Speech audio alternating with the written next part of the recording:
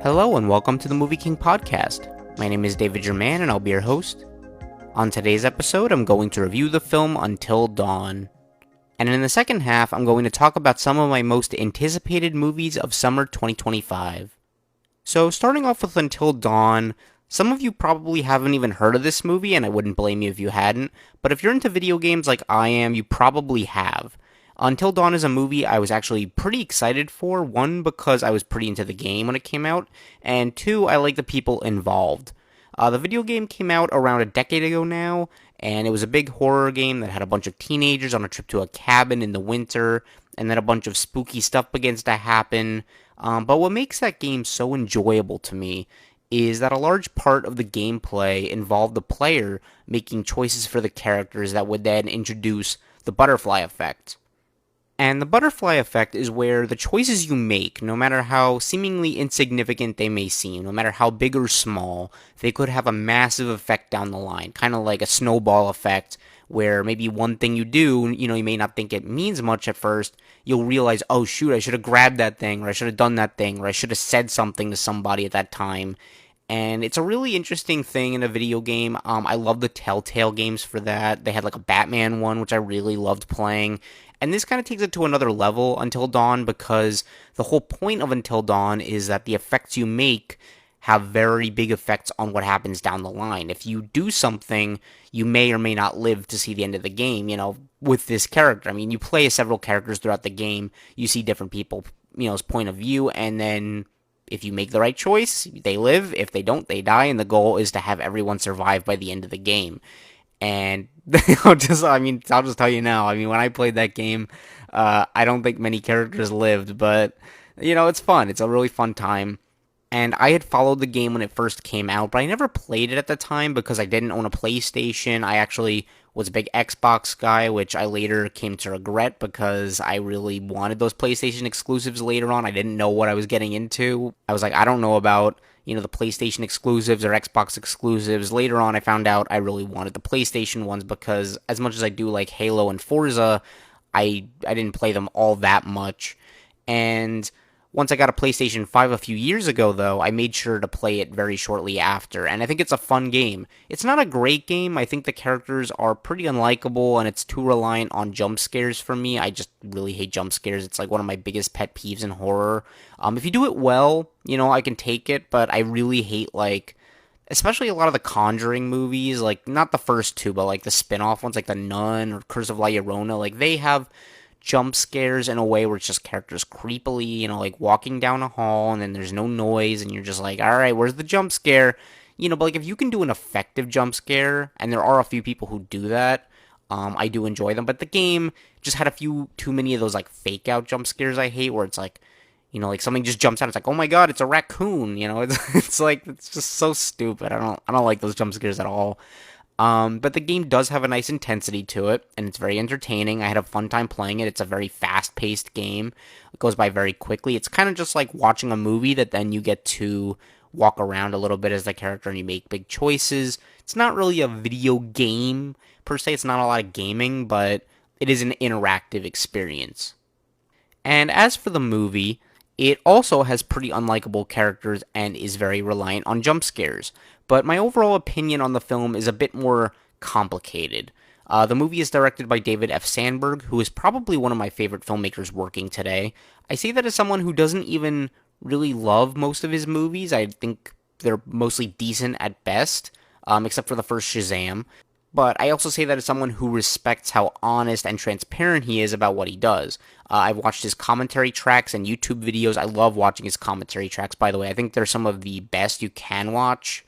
They're on the Blu-rays and on the digital copies. When you go on like special features, the special director commentary is there.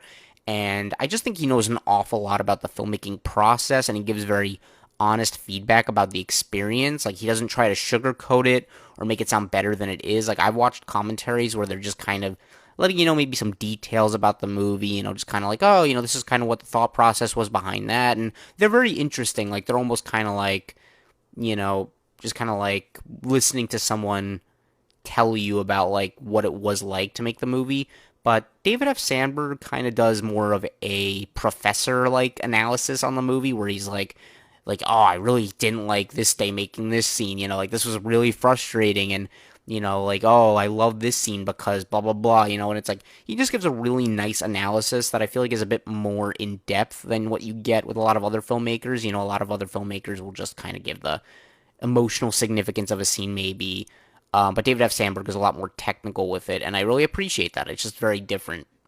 But I also think he's very self-aware as a person. Like he just gets a lot of what he's doing, and he understands. Not everyone's gonna like everything he does, and I think that's kind of how I am too, or how I try to be. So I appreciate that. He just seems like a very nice person, and I respect the man very heavily for it. So I always want to go see what he's making. I always want to support his films. And he's probably mostly known for his hit film Lights Out, based on the horror short film. I remember when that first trailer for that movie came out at the time, I was like terrified of it. I was like, oh, I don't know if I can handle that. That was when I didn't even know if I liked horror or not. I have seen it since, and it is a pretty good movie. It's pretty decent. But he's also done some other stuff like two Shazam movies for DC and Annabelle Creation for the Conjuring universe, one of the more scary Conjuring movies, especially for the spin offs. And when it comes to horror, Sandberg is clearly in his element. He is just a master at building suspense and creating an effective jump scare. Which is to say that even if the movie relies on jump scares too heavily, which it does, they are at least scary ones. Like, they're not cheap jump scares. Like, they do feel like, ooh, like you actually got me there. Like, oh, I didn't expect that one.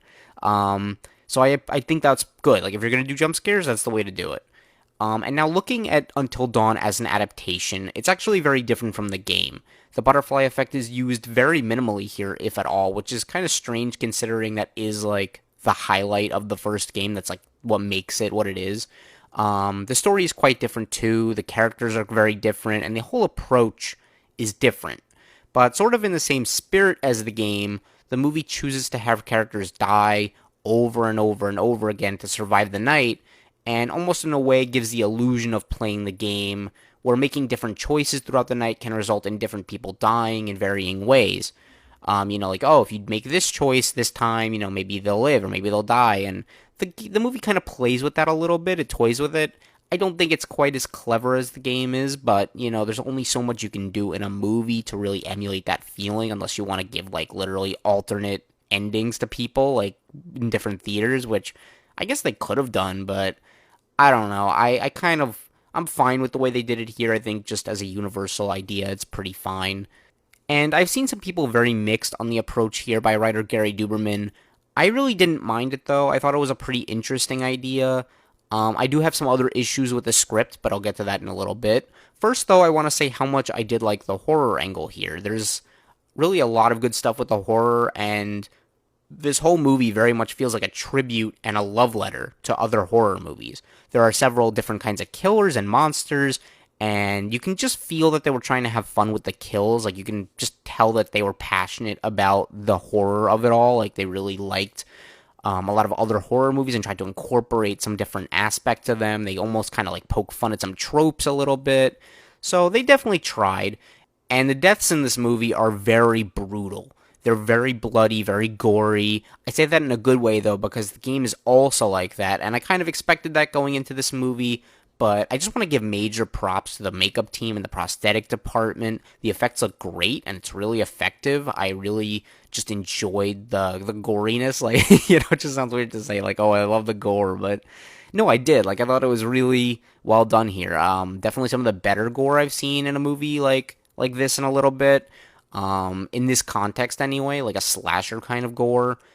Just really well done. I also like that even with a set of pretty bland and unlikable characters, there was at least an interesting dynamic of who was making the right choices and who was not.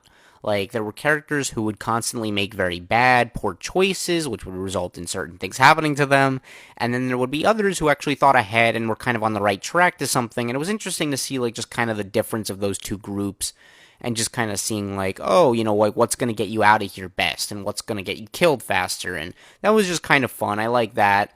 I also feel like there were a few scenes that discussed both the morals and then again sort of the effect of choices being made. I thought, like, sort of the discussions being had were interesting of, like, what do we do? Like, can we survive together? Can we all make it through the night? Or are we going to have to make some sacrifices? Interesting idea. I thought they could have done a little more with that, but I enjoyed the idea. And lastly, I think the movie is at least pretty entertaining. Like the game, it doesn't overstay its welcome. It didn't bore me, and I wasn't sitting there waiting for it to end. It just kind of went by, and I was like, oh, that was a pretty fine watch. Like, I was entertained by it. Definitely, don't regret watching it. Is it a movie I'll want to watch again? Probably not, but it's a movie that I don't regret watching. I certainly would tell like if someone else was like, "Oh, I love the Until Dawn video game. Like, would you recommend watching it?" I'd say, like probably give it a watch. Like, give it a one-time watch. Might enjoy it. I don't know. Probably good on streaming. I don't know if it's a movie you have to see in theaters, but definitely could be fun on streaming, like on Netflix. But look, I don't think the movie is perfect. As I've kind of said, I do have a lot of problems with it, and I think a lot of things are holding this movie back, especially in the script.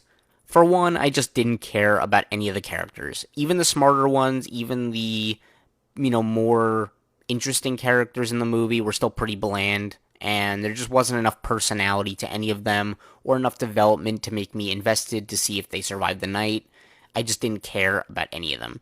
And that's one issue I have with the game as well, but in the game, at least, you're making the choices for the characters, so you kind of get what you deserve.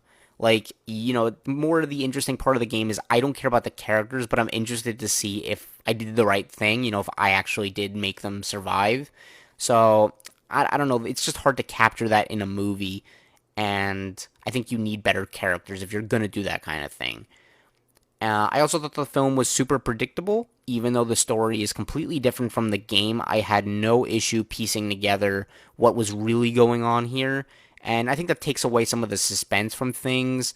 Another major issue I have is that the entire story relies on a ticking clock that may or may not be almost up. I know it's kind of vague the way I'm describing it, but just for the sake of not spoiling things and not giving anything away, there's a point where characters believe that their time may almost be up.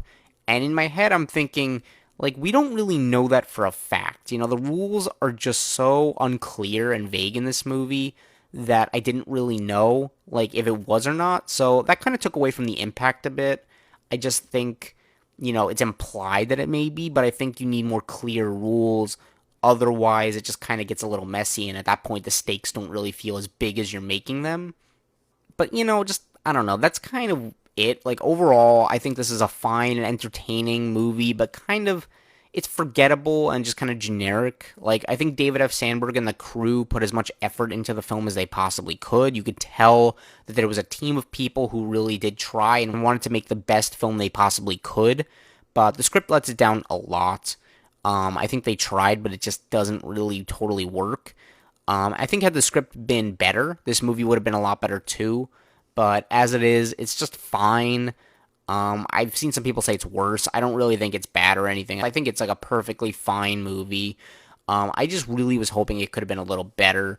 So I'm gonna give it a C plus. I just think if you're gonna watch it, probably just check it out on streaming. It's not really worth going out and paying money for. But if you have like A-List or something too, or Regal Unlimited, maybe not a bad idea either. But that's kind of where I stand on it. Alright, and now we're going to talk about some of my most anticipated movies of summer 2025 in the order of release. So, starting off with May, we kind of already had Thunderbolts, which was very good, by the way, and we're going to have Final Destination this week, which I'm hoping is very good. I just watched all the other ones, and they're mostly not great, but I should have a review for that pretty soon.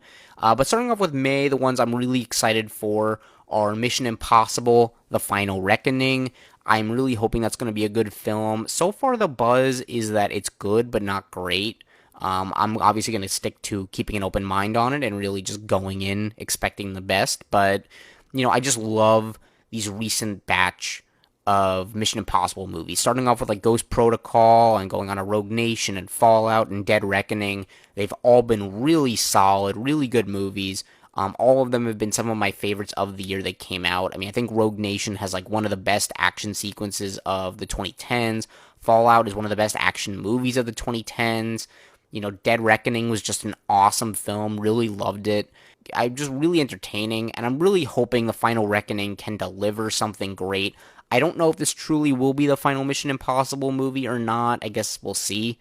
But I have a lot of faith in Tom Cruise and Christopher McQuarrie, the director and writer. I think, this team coming back, I trust them a lot because of what they've done in the past, and I think they can deliver. I really hope they can deliver because I need this movie to be good. But we'll see. I'm sure the stunts will at least be awesome regardless. So we'll see though. It's gonna be almost 3 hours long, so that's gonna be quite a long mission, but hopefully it's good. And next up is Bring Her Back. I'm really excited for this film. It's by the Raka Raka team from YouTube. They made the film Talk to Me a few years ago, and I just have to say, like, that's one of the scariest, most disturbing movies I think I've ever seen in my life. I love Talk to Me, though. I think it's a great film, and I love this team of directors so much, and just seeing them team up with Sally Hawkins, who is probably one of my favorite actors working today, is just really cool. The trailer looks really creepy and eerie and just kind of somber so far. I don't know what to expect, really. I haven't watched more than just the first trailer, so I don't even really know what this movie's completely about. But I'm absolutely going to watch it, like, day one, if I can. I just think it looks really cool and interesting. And I'm sure it'll be good, just knowing who's involved. And moving on to June, first thing I'm going to talk about is M3gan 2.0.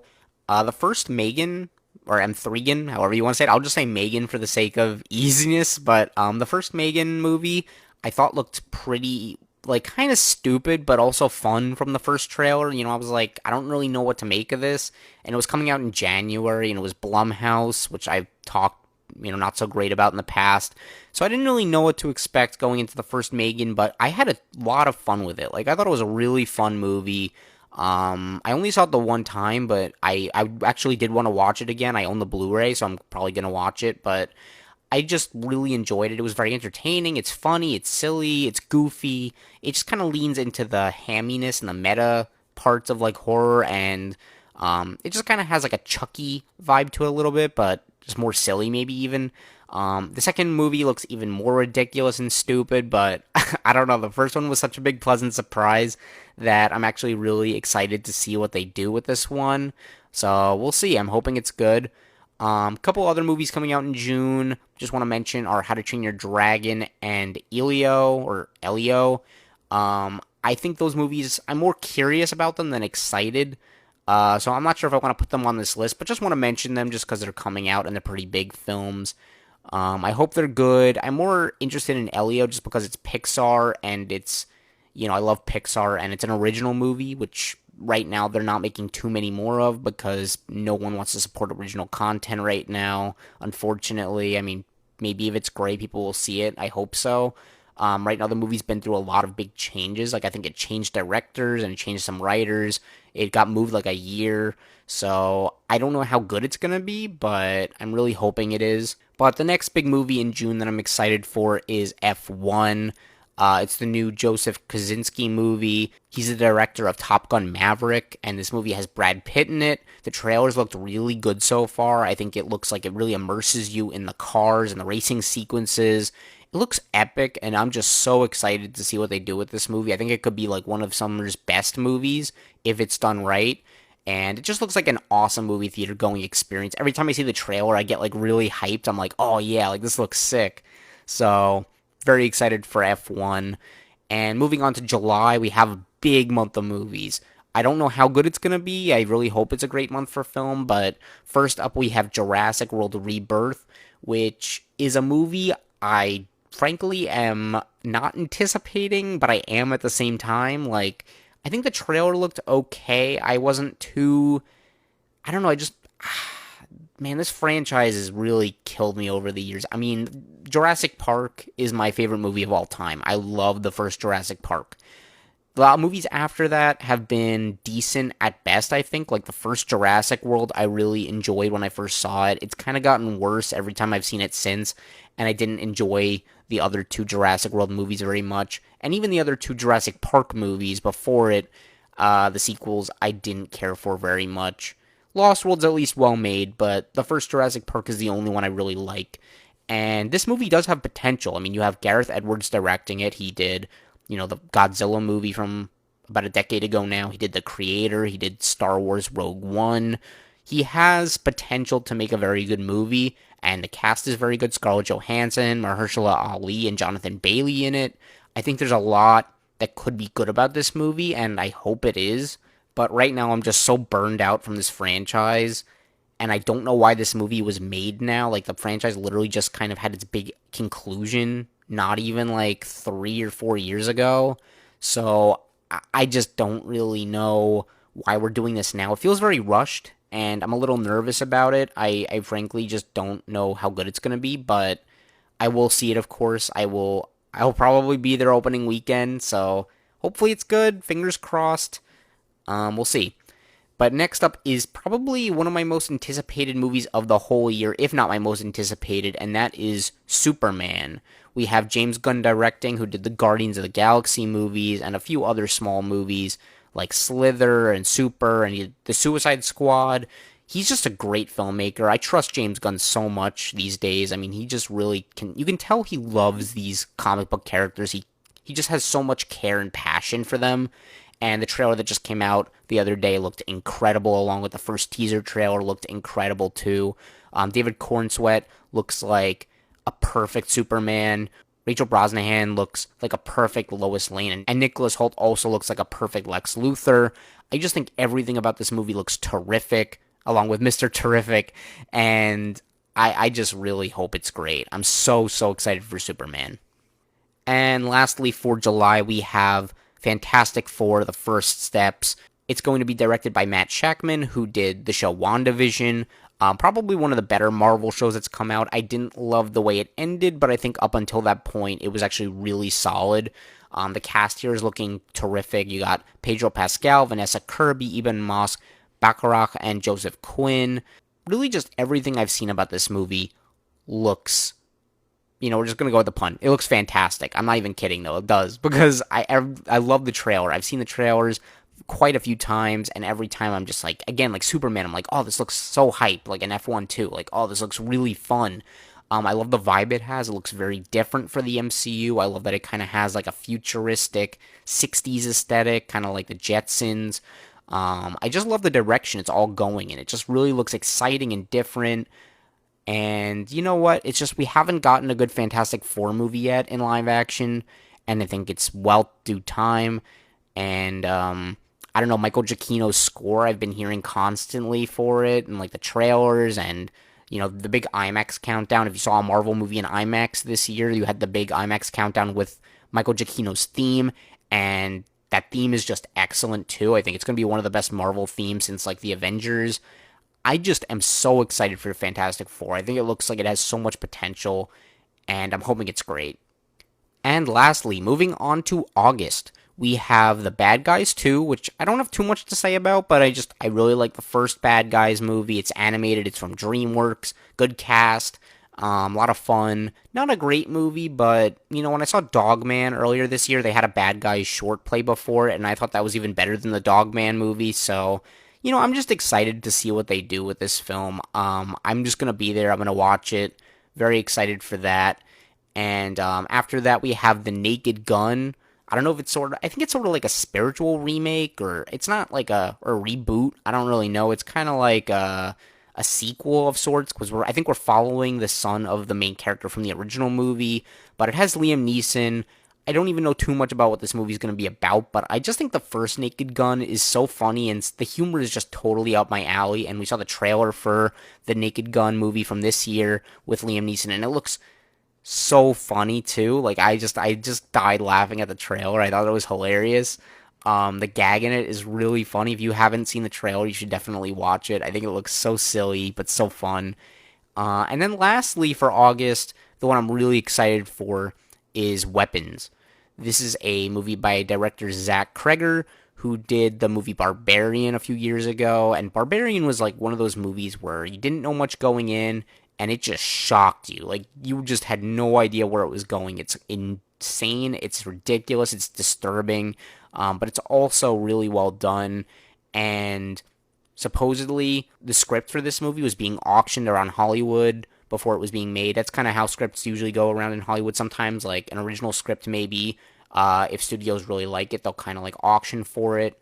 And apparently Jordan Peele really wanted to get his hands on this movie. You know, Jordan Peele was behind movies like Get Out and Us and Nope, and he wanted this movie so bad that literally when his manager he didn't win the auction, Jordan Peele fired his manager after losing it. That's how much I think he liked the script for this movie. He literally fired his own manager just because he couldn't get his hands on this movie, and I think that says so much about how it's going to be. I think the trailer looked really good, very interesting and intriguing. I don't really know too much about what it's going to be, similar to Barbarian, but count me in. I'm going to be there absolutely day one. Looks incredible.